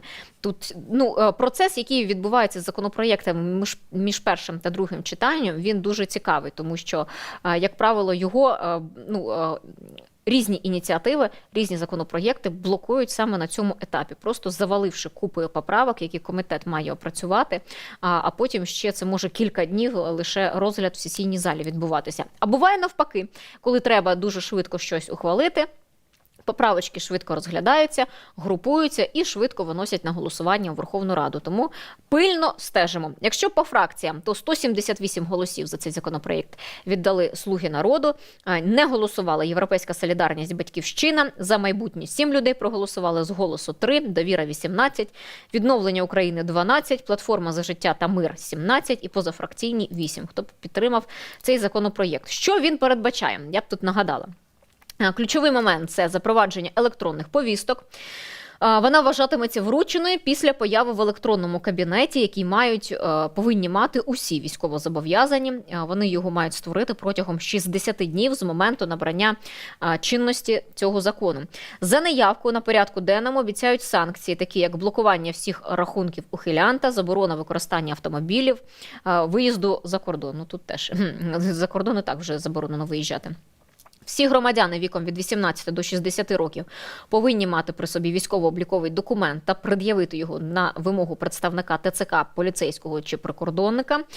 Відстрочку від мобілізації втрачають ті, хто здобуває другу вищу освіту, також її знімають з аспірантів, які навчаються за контрактом. Підлягають мобілізації також можуть мобілізуватися раніше засуджені за нетяжкі злочини. При виїзді за кордон військовозобов'язаним необхідно додатково буде предоставити військовий квиток з позначкою про зняття з обліку. Керівників лікарень зобов'яжуть повідомляти територіальні центри комплектування про перебування на стаціонарі осіб від 18 до 25 років. Мобілізаційний вік знижується з 27 до 25 років. Демобілізація військовослужбовців запланована через 36 місяців служби. Уповноважений Верховної Ради України Дмитро Лубінець. Тут цікава історія з ним сталася. Він спочатку видав великий свій аналіз, сказав, що він міститься аж на 9 сторінках, що потрібно виправити в цьому законопроєкті, і що він не відповідає Конституції, і проаналізував свої низку зауважень. Він сказав, що нормативний казус є у питанні порядку виїзду за кордон чоловіків від 18 до 60 років, які перебувають на військовому обліку або виключені з нього. Питання тут у відмітках, що формулювання «зняти», «виключити» з військового обліку на практиці стає проблемою, яка потребує урегулювання. Також в законопроєкті йдеться про те, що військове командування може встановлювати тимчасово обмеження прав громадянина України на виїзд з країни, але згідно з вимогами статті 17 Конституції України, Збройні сили України чи інші військові формування ніяким чином не можуть бути використані для обмеження прав і свобод громадян. Тому є низка змін, які суперечать саме Конституції України. Крім цього, в законопроекті пропонують передбачити обов'язок реєструвати електронний кабінет. І це є теж окрема історія. Причому за невиконання якого несуть військовозобов'язані резервісти визначену законом юридичну відповідальність. Проте таке положення законопроєкту теж не відповідає Конституції України і, зокрема, Закону про захист персональних даних, правовим позиціям Конституційного суду України щодо офіційного тлумачення права на особисте та сімейне життя. І тут потім я не знаю, на килим чи то Лубінця викликають, чи що там стається, і він видає на гора інше. Він каже, що щодо зауважень до цього мобілізаційного законопроєкту, то відбулася термінова нарада з міністром оборони України Рустемом Умєровим, де і обговорили цей законопроєкт, Міністерство оборони і Офіс уповноваженого з Верховної Ради з прав людини. У результаті, як повідомив Лубінець, дійшли висновку, що законопроєкт необхідно ухвалити парламентом у першому читанні. І він звернувся навіть з цим до народних депутатів, хоча перед цим, за кілька годин до цього, він розкритикував низку положень і сказав, що в такому вигляді не можна його ухвалювати. Але тепер каже, що до другого читання потрібно врахувати і врегулювати всі зауваження від Офіса омбудсмена. І відмітив швидке позитивне реагування з боку міністра оборони України. Ми з юристом, який, зокрема, і займається з ветеранами війни, Роман Лихачов, обговорювали положення цього законопроєкту. Так, він має бути допрацьований до другого читання. І він пояснив, наскільки там може працювати електронний кабінет, наскільки можуть працювати ось ці покарання для ухилянтів у вигляді заборони їм користуватися банківськими рахунками, автівкою, майном тощо. Послухайте його. Я розпочну з першого. В кожних змінах повинен бути баланс між правами людини, воєнним станом, який у нас йде, справедливістю і можливістю щось реалізувати. З точки зору необхідності мобілізації, ми всі розуміємо, що великої кількості добровольців вже немає. Тобто, в першу чергу, є загальне питання, треба працювати з мотивацією, а не з покаранням, я вважаю. Далі, що стосується тих обмежень, що вводяться. До речі, вони можуть бути застосовані не до злісних ухилянтів, а до всіх, хто не з'явився по повістці. Тобто, що ми маємо? Людина один раз не з'явилася, їй зразу обмежили рух коштів, право керування і все інше. Якщо розглядати, у нас і так по законодавству щодо тих, хто злісно ухиляється, є суттєві і штрафи, і у нас є кримінальна відповідальність від ухилення від мобілізації. Тобто в нас вже механізм є, він працює. Тобто щодо обмеження коштів, оскільки на даний час судова система в Україні належно працювати нормально не може. Вона має недофінансування, в тому числі для відправки поштової кореспонденції сторонам по справі. Вона перевантажена, наприклад, Львівський окружний адміністративний суд отримав 30 тисяч справ за минулий рік, а суддів там 20. Тобто кожен суддя розглянув 1500 справ. Я сумніваюся, що він всі сторінки в цих справах вичитував. Тобто, це нереальне навантаження. А зараз ми ще декілька сотень тисяч справ додамо до судів. Тобто, спочатку треба вирішити питання з належністю роботи суду, щоб він міг працювати. Друге, забезпечити, щоб не було корупційних проявів, бо цим обмеженням коштів можуть користуватися і накладати на будь-кого ці санкції. Тобто на рівні районного РТЦК, я взагалі вважаю, що немає сенсу давати такі повноваження. Більш того, не вирішене питання, а якщо людина знаходиться за кордоном, куди їй з'являтися, а повістка прийшла, що з'явитися на наступний день. Мені взагалі не зрозуміло, чому ці повістки не прописаний строк, мінімальний, через який людина повинна з'явитися. Тобто до 17 її можуть прислати, щоб вона зранку, о 8 ранку вже була в ТЦК. Та вона може навіть не встигнути прочитати це.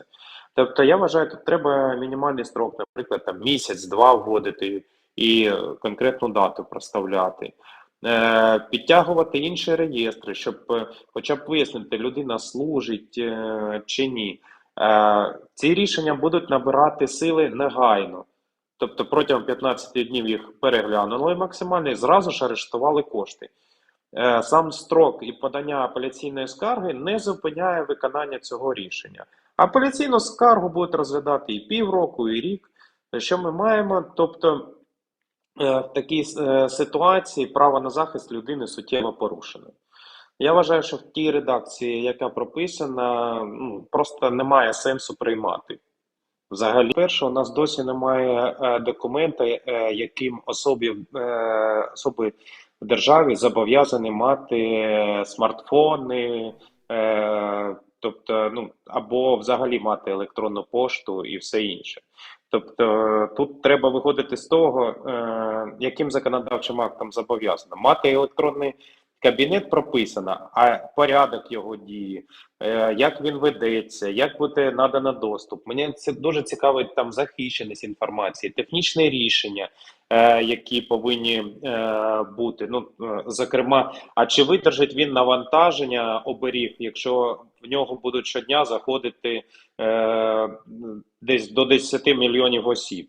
Наскільки ця система буде працювати без збоїв і всього іншого? Бо ми вже бачили, як реєстр електронних декларацій ліг, коли особи почали заповнювати декларації. Тобто, мені в першу чергу тут цікавить рішення.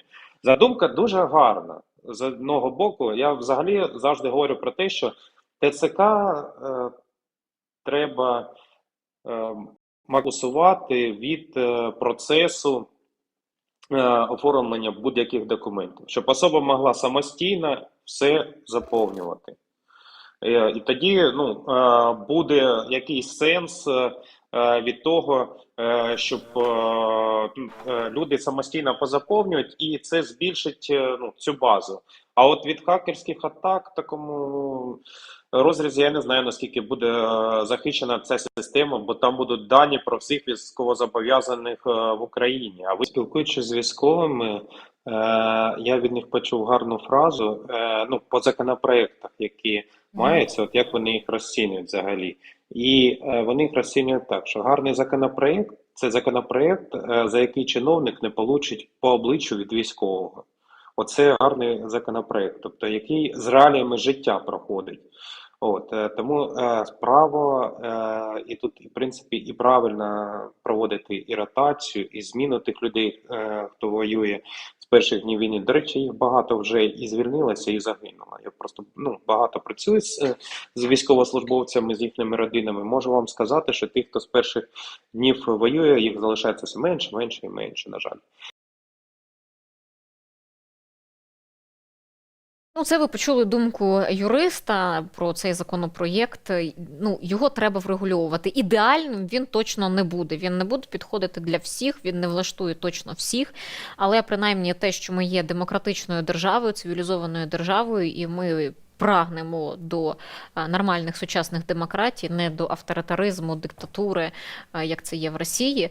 Тому ми маємо враховувати і законодавство, і ми маємо враховувати права людини. На жаль, вони під час війни з правами людини вкрай важко. Всі ми маємо право на захист, всі ми маємо право на життя, але Росія в нас постійно це забирає. І тут найголовніше, щоб, знаєте, не починати шукати винних знову ж таки в Україні, не звинувачувати один одного. Так, влада має працювати, влада має брати на себе відповідальність, але головний наш ворог, він перебуває якраз таки на фронті, він за кордоном. Він наш східний, північний, південний. На жаль, там є росіяни, і їх нам треба вибивати максимально. І є велика проблема, ми це маємо розуміти теж, з забезпеченням, оскільки нам не вистачає снарядів, нам не вистачає техніки, нам не вистачає західної допомоги, яка постійно гальмується. А зараз Жозеп Борель сказав, що до кінця цього року понад 1 мільйон боєприпасів. Знову у нас там 1 155 000, здається. Якщо я не помиляюся, сьогодні бачила подібну цифру, заявив він, що має Європейський Союз надати Україні. Вже чули про 1 мільйон боєприпасів до березня місяця, і потім сказали, не встигаємо. Мають налагоджувати роботу військових підприємств і в країнах Європейського Союзу. Не боятися надавати нам зброю, щоб ми якнайшвидше змогли росіян перемогти і відкинути їх назад на свої болота. Повертаючись до законопроєкту про мобілізацію, то антикорупційний комітет визнав його таким, який має корупційні ризики. І голова комітету Анастасія Радіна назвала 3 норми цього законопроєкту, які треба змінити до другого читання. Зокрема, це демобілізація. За її словами, слід визначити чіткий строк та умови, за яких військові фактично демобілізуються. Наразі законопроєкт передбачає це, що демобілізація настає після 36 місяців служби, що військовий отримує право написати рапорт про демобілізацію. Строк же задоволення цього рапорту взагалі відсутній. І на думку Радіної, це може породити вибірковий підхід, і загалом це буде нечесно. Другий пункт – це відстрочка від призову за доглядом за особою з інвалідністю. Радіна каже, що слід чітко зафіксувати принцип. Одна особа із інвалідністю першої чи другої групи – відстрочка для одного доглядача. Контролювати це можна і треба програмними засобами реєстру військовозобов'язаних, але не кошмаренням осіб із інвалідністю з вимогою додаткових довідок про постійний догляд. І третій пункт, на її думку, це відповідальність за нереєстрацію електронного кабінету військовозобов'язаного, неявку до ТЦК за повісткою тощо. Нардепка заявила, що потрібно зробити справедливий механізм виявлення порушників, щоб відійти від вибіркового застосування санкцій до одних осіб і, так би мовити, непомічання інших. За її словами, висновок антикорупційного комітету дали на опрацювання оборонному комітету, який і займається цим законопроєктом про мобілізацію. Ну і наостанок. Малиш і Карлсон. Колишній ведучий телеканалу Fox News Такер Карлсон приперся, чи то прилетів, що він там зробив, он улетів, но обіцяв вернутися, приїхав до Москви і сказав, що вже записав інтерв'ю з російським диктатором Владимиром Путіним. І сказав, що ще й попросив інтерв'ю із Зеленським. На мою думку, якщо, не дай Боже, Такер Карлсон приїде до України, перетне наш кордон, йому сюди дозволять в'їхати, його просто мають арештувати за посібництво терористичному режиму і за посібництво російському диктатору Путіну. Тому що він, як на мене, він є таким самим пропагандистом, як і Соловйов, як і Скабєєва, і таким самим пропагандистом, як і, хто там ще, Маргарита Сімонян в них є. Так, там список можна ще розширювати, їх там багато, які працюють на Кремль. Карлсон сказав, що готувався до інтерв'ю з Путіним кілька місяців і, мовляв, навіть в Сполучених Штатах Америки йому забороняли брати інтерв'ю у Владимира Путіна. Ось така, мовляв, свобода слова в США. Там в Білому домі вже відповіли, що нічого йому не забороняли робити. Тому Карін Жан-П'єр, речниця Білого дому, повідомила про це на брифінгу. Інтерв'ю Карлсона з Путіним буде опубліковано завтра о 3-й годині за київським часом на сайті журналіста та в його обліковому записі в соцмережі X. Факт інтерв'ю вже підтвердив і рот Путіна Дмитрій Пісков. Він заявив, що раніше до Путіна із запитами зверталися багато представників преси, але вони отримували відмову через свою начебто необ'єктивність. Тобто схильність Кремля до Карлсона, вона очевидна. Його там ще й назвали незалежним журналістом. А вже соцмережі, користувачі соцмереж запропонували власну обкладинку для цього інтерв'ю. Малиш і Карлсон ось так має виглядати, на думку користувачів соцмереж, обкладинка для інтерв'ю Карлсона з Путіним. Але мені насправді сподобався інший мемчик, що на кожного Карлсона знайдеться свій малюк. Зі Службою безпеки України в нас тут є останнім часом проблеми, оскільки вони себе дещо заплямували стеженням за журналістами редакції Бігус.Інфо. І, на жаль, вони зараз цією хвилею і цими своїми діями, не сказати, щоб вони прям перекрили великі свої здобутки, які спецпризначенці СБУ мають на фронті, і те, як вони допомагають боротися з російською навалою, з російськими окупантами. Але ось цей тиловий момент за стеження за журналістами, він вкрай обурює, і з цим терміново треба робити висновки і не просто звільняти там людей, а насправді, щоб були рішення судів, були справедливі кінцеві вироки стосовно дій цих співробітників. Бо там дуже цікаво, казали про те, що стежили за наркодилерами, але той відділ, який займався стеженням, якось до наркодилерства і наркотиків жодного не має відношення, тільки до представників засобів масової інформації. Тому тут якось дещо не сходиться. До речі, з послами G7 сьогодні зустрічався Василь Малюк в свою річницю перебування на посаді очільника Служби безпеки України і пояснював, зокрема, що ж там відбувається із стеженням за журналістами, оскільки для наших партнерів свобода слова є одним із пріоритетів демократичної держави, те, що має вибудовувати Україна. Не навпаки, не переплутайте. Але, тим не менше, мем про Малюка мені сподобався. Але росіяни, вони теж почали по своїх пабліках розганяти щодо інтерв'ю Такера Карлсона з Владимиром Путіним і поопубліковували там свої історії, що Такера Карлсона пригласили на шоу Павла Воли. Леонид Якубович пригласил Такера Карлсона стать первой тройкой игроков в «Поле чудес». Ну, добре. А ось цей, ой, так швидко все проходить, що я не встигаю подивитися. Так що случилось з вашою страною? Вона процвітає. Да. По суті, ну, знаєте, я не розумію, навіщо писати в Путіна інтерв'ю, насправді. Що хоче почути Такер Карлсон, яку правду, я не знаю, від російського диктатора про те, що Україна потребує демілітаризації, денацифікації, як це просувають у Кремлі. Такер Карлсон – ультраправий пропагандист Сполучених Штатів Америки, прихильник Дональда Трампа, прихильник Росії, відкритий противник західних цінностей, західного способу життя. Ну, він, по-перше, виклав ще й відеозвернення з Москви на тлі Кремля, анонсував це інтерв'ю Путіна. Відеозвернення його подивилися, там вже просто мільйони переглядів насправді. Основні його тези, що населення англомовних країн не в курсі, що відбувається. Уявляєте, про Україну говорять в кожних новинах. Я буває, що дивлюся CNN International, так? В мене немає там американського CNN, є CNN International, що я можу подивитися. Постійно Україна на порядку денному є.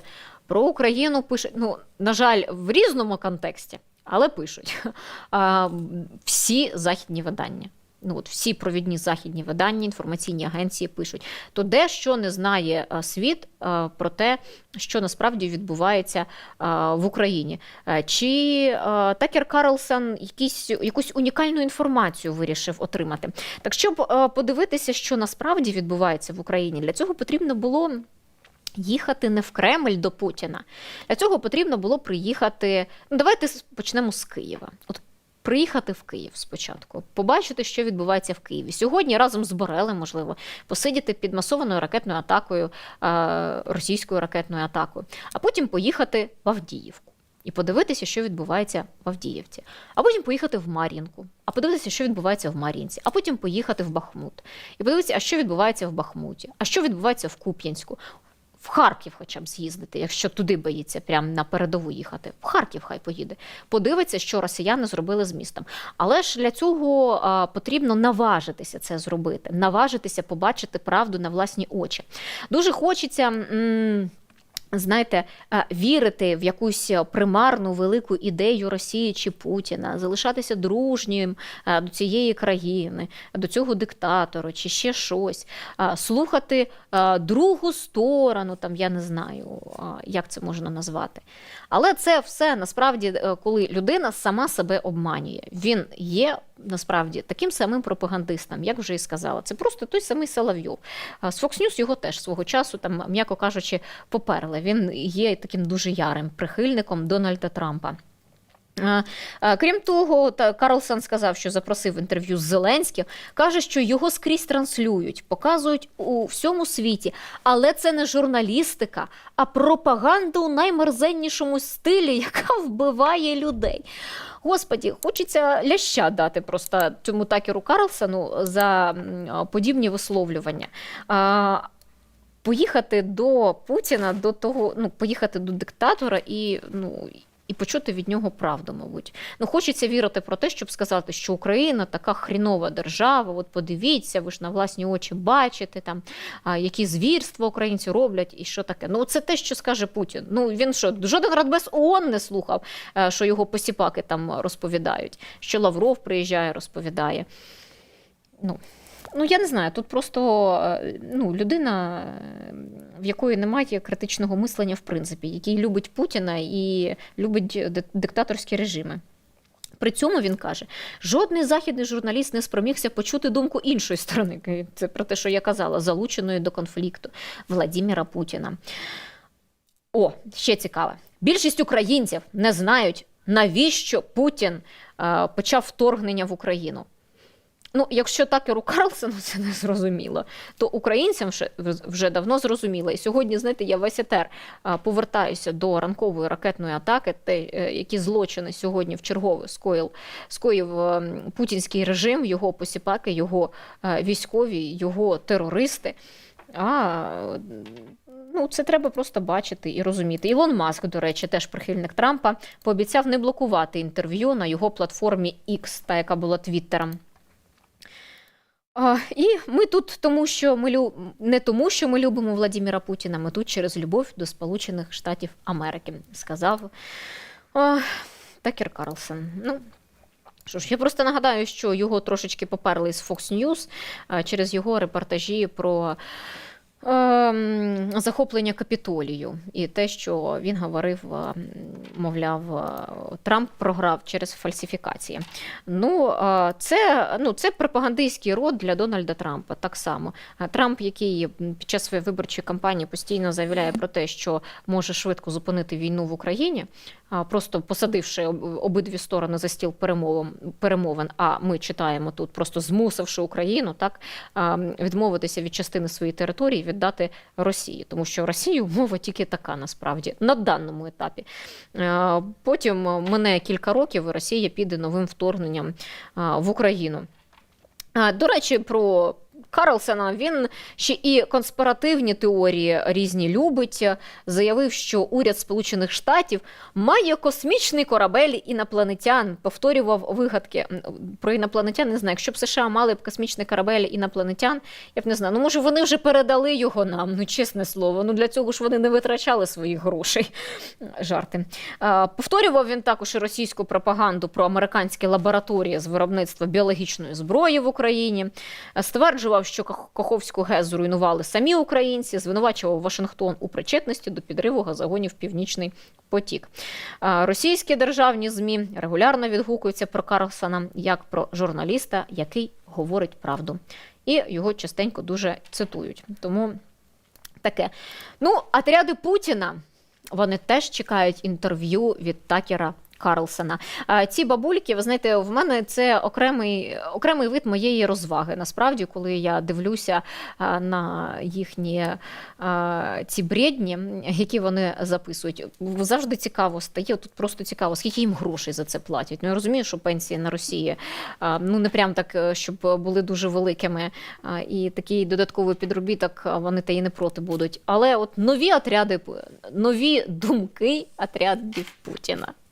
Мы, отряды Путина, ждем интервью нашего президента Владимира Владимировича Путина с Карлсоном. Вот, Такер Карлсон, запомни, это документ единственно важный, бесценный, который гарантирует мировую свободу, равенство и защищенность всех людей. Карлсон, ты, когда вернешься в свою страну, в Америку, ты поймешь, что такое американская свобода. Мы не доверяем Америку, просто шанс даем. А я просто хочу послушать Владимира Владимировича Путина.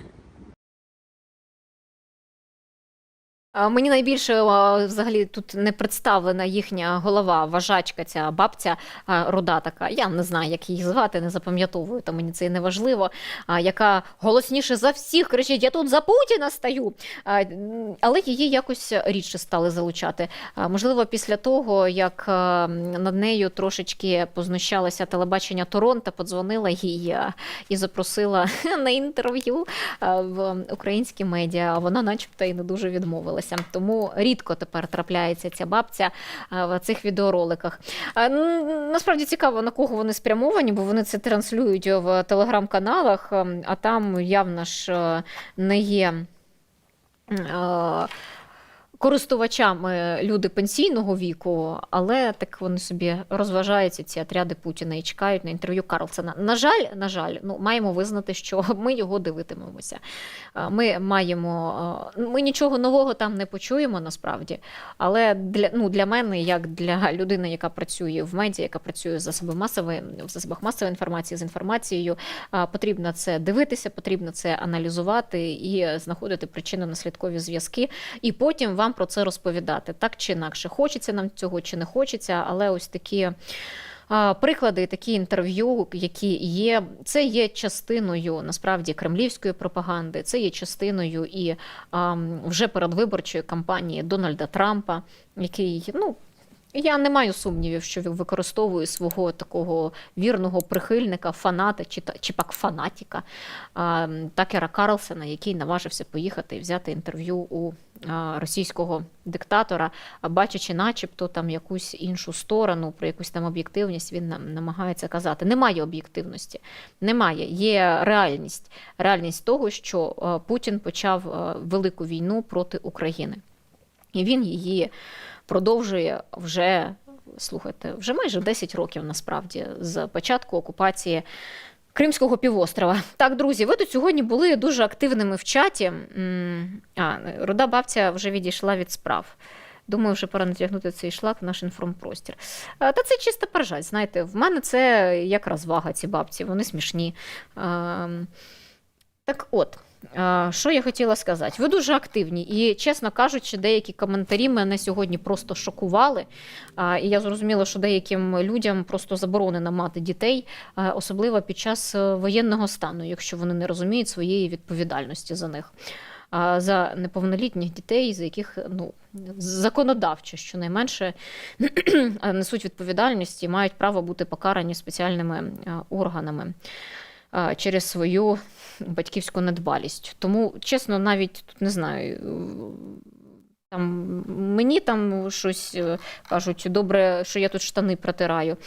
Знаєте, я так довго працюю вже в цій сфері і, так би мовити, в полях, як нас це називають, працювали. І більшість цього часу працюю маючи дитину. Я свою доньку віддала в садочок в рік і 4 місяці. І пішла працювати. Така мама, да? Можете називати ще й поганою, там я же мать і таке інше.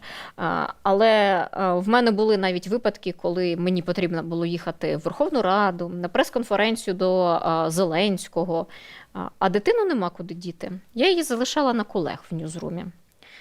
І колеги мої за нею стежили, і щоб вона була під наглядом, так би мовити. Це не було ще повномасштабне вторгнення, так, це тоді була війна тільки на території Донецької та Луганської областей, частини цих територій. Але тим не менше, коли потрібно, то знаходяться способи, що зробити, аби ваша дитина перебувала у безпеці. Тому, я ж кажу, краще деяким просто навіть не думати про це. Друзі, дякую, що були сьогодні зі мною, дякую за вашу активність. Я закликаю знову ж таки взяти участь в нашому розіграші. Ми розігруємо гільзу з підписом головнокомандувача Збройних сил України Валерія Залужного. Наша мета – зібрати 500 тисяч гривень для Артема Щербаківського. Мінімум треба зробити ставку 100 гривень, це щоб взяти участь в цьому розіграші. Чим більше задонатити, тим більше ваших ставок зіграє, і тим, відповідно, більше ваші шанси, щоб виграти цю гільзу. І, будь ласка, поставте вподобайки до нашого етеру. Це безкоштовна підтримка підтримка для нас, безкоштовна підтримка для мене. Підпишіться на канал, поставте дзвіночки, щоб не прогавити наші етери. О 19-й годині в нас ще є вечірня студія. Вранці в нас виходить ще ранковий заряд. В нас цікаві завжди етери. Багато повідомляємо вам різної інформації, аналізуємо. Інтерв'ю різні виходять. В нас є ще YouTube-канал Skripin.ua, туди теж підписуйтеся. Ставайте нашими постійними спонсорами. Можете задонатити нам на нашу банку, але я закликаю насправді вас ставати нашими спонсорами на платформах Patreon, BuyMeACoffee, донатити через YouTube, оскільки для вас, для постійних спонсорів, ми маємо унікальний контент, і вже завтра в четвер о 13-й годині відбудеться наша закрита трансляція «Поза етером», називається, де ми спілкуємося між собою, з нашими глядачами, ділимося думками, відповідаємо на питання абсолютно на різні будь-які, які вам захочеться нам поставити. Тому, друзі, долучайтеся до підтримки нашої команди і отримайте від нас якісний, класний контент і багато чого цікавого. Зустрінемося завтра в денній студії о 15:30, щоб обговорити ті новини, які будуть нестися завтра, як це завжди відбувається. Тому я на вас чекатиму.